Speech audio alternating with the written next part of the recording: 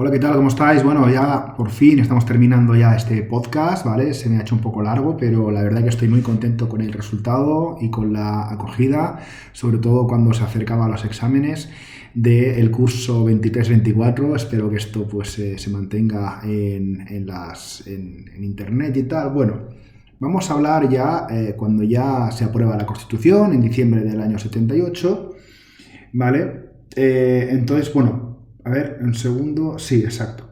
¿Vale? Cuando ya se aprueba el tema de la Constitución, ¿vale? Se aprueba perdón, eso que quería decir. Se aprueba en diciembre del 78, pero vamos a hablar brevemente de cómo se redacta una Constitución en España. Bueno, después de las elecciones del 77, pues bueno, lo que os decía en el apartado anterior, que bueno, nadie hablaba de proceso constituyente, pero todo el mundo sabía que iba a haber un proceso constituyente.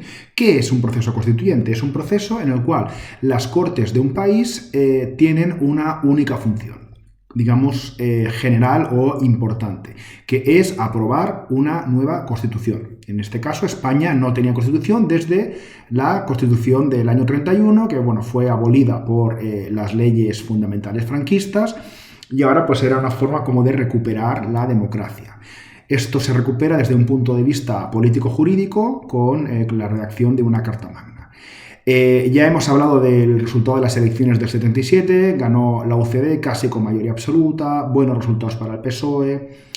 Entonces, claro, hay que tener en cuenta que el Congreso de los Diputados no iba a, es decir, no se iban a poner 350 personas a redactar una constitución, porque es una cosa que no es viable. Es decir, hace falta pues una comisión.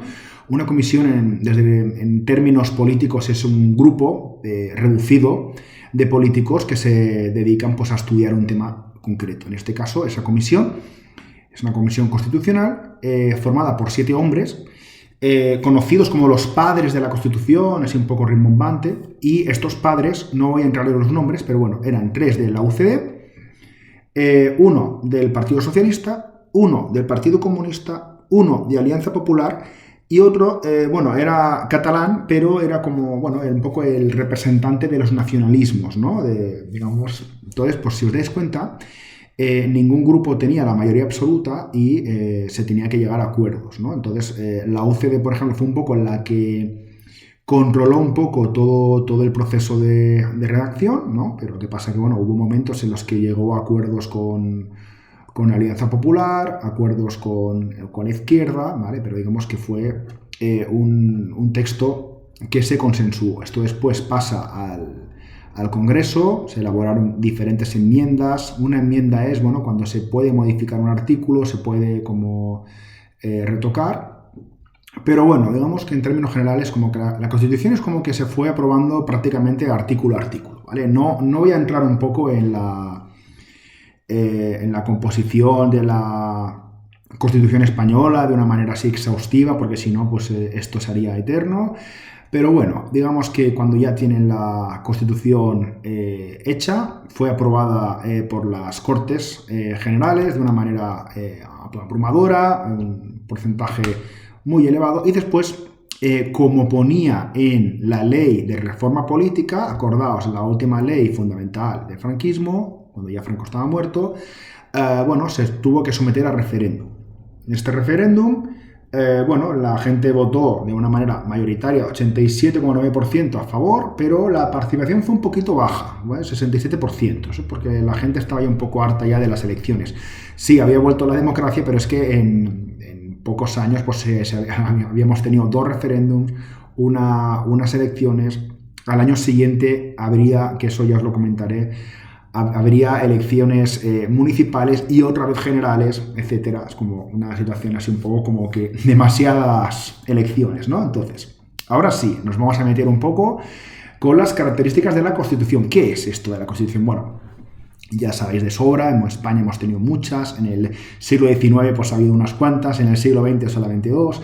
Entonces, pues bueno, tiene 169 artículos, es una carta que tiene como 2 características. Es muy detallada y por otro lado es una constitución como bastante blindada, es decir, que para que haya una modificación pues tiene que haber como un consenso importante. Eso significa, o esta es la explicación por la que ha tenido muy pocas modificaciones a lo largo de la historia. Entonces, pues bueno, digamos que es un texto similar al articulado de la Constitución del 31, también similar a, bueno, está inspirado un poco en el modelo de la Constitución de la República Federal Alemana, por ejemplo.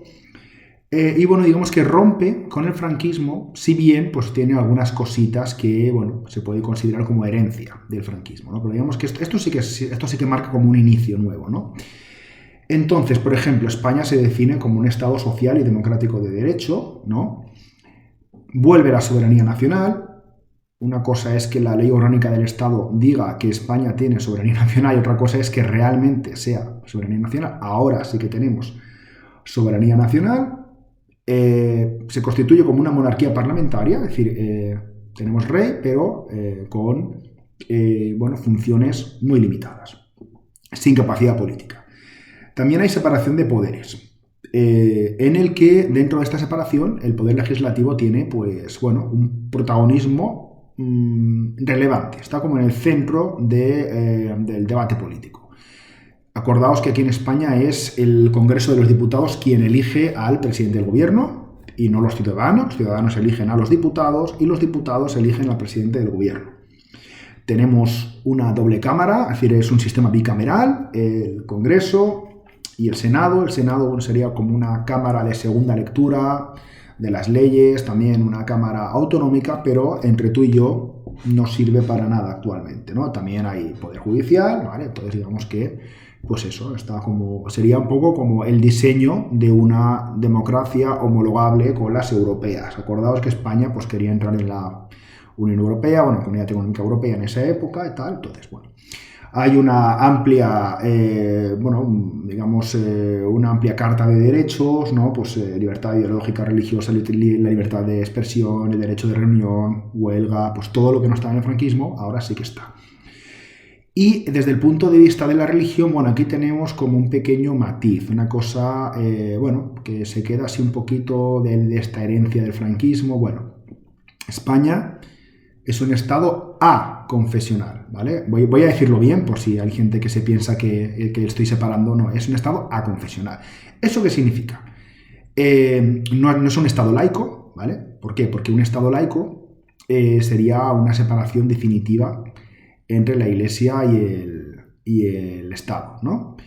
Un estado aconfesional es, bueno, hay libertad de culto. No hay una religión oficial, eso es importante, no hay religión oficial, pero sí que hay confesiones religiosas que tienen ciertos privilegios que otras no tienen, ¿vale? Por ejemplo, en este caso la Iglesia Católica es la única religión que aparece nombrada en la Constitución y se habla un poco, pues que, como la mayoría de la población es católica y tal, pues ya sabéis de sobra que esto se traduce en que en España, pues el gobierno sostiene económicamente a la Iglesia, sabéis que se puede marcar lo de la casilla esta de la Iglesia y tal, sus propiedades inmobiliarias o iglesias no pagan el impuesto de bienes inmuebles, etc.